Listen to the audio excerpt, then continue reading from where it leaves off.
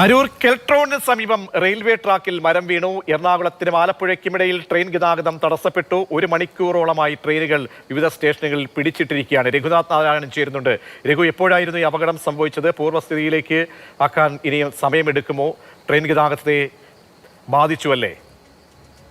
പ്രതീക്ഷ ഉച്ച മുതൽ തീരദേശ പാതയിൽ അമ്പലപ്പുഴയിലാണ് ആദ്യം ഘട്ടത്തിൽ മരം ട്രാക്കിലേക്ക് വീണത്. ഇതിനുശേഷം വൈകുന്നേരത്തോടുകൂടി അരൂരിലും എഴുപുന്നയിലും കായംകുളത്തും ട്രാക്കിലേക്ക് മരം വീണിരുന്നു, മരം കാഞ്ഞിരുന്നു. തുടർന്ന് ഈ തീരദേശ റെയിലിലെ ട്രെയിൻ ഗതാഗതം പൂർണ്ണമായി തടസ്സപ്പെട്ടു എന്ന് വേണം പറയാൻ. പല ട്രെയിനുകളും ഇപ്പോഴും 2 മണിക്കൂറിലധികം വൈകി ഓടുകയാണ്. 5:30 ആലപ്പുഴയിൽ നിന്ന് പുറപ്പെടേണ്ടിരുന്ന കൊല്ലം മെമു ഇതുവരെ പുറപ്പെട്ടിട്ടില്ല. കാരണം എറണാകുളത്ത് നിന്ന് ആലപ്പുഴയിലേക്ക് 5:15 എത്തേണ്ട ട്രെയിൻ എത്താത്തത് മൂലമാണ് ഈ ട്രെയിൻ ഇവിടെ പിടിച്ചിട്ടിരിക്കുന്നത്. അതുപോലെ തന്നെ ആലപ്പുഴയിൽ നിന്ന് യാത്ര പുറപ്പെട്ട മദ്രാസ് മെയിൽ അടക്കം പലയിടത്തും പിടിച്ചിട്ടിരിക്കുകയാണ്.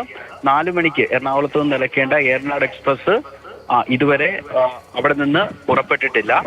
6 മണിയോടുകൂടി ആലപ്പുഴയിൽ എത്തേണ്ട ട്രെയിനാണ്.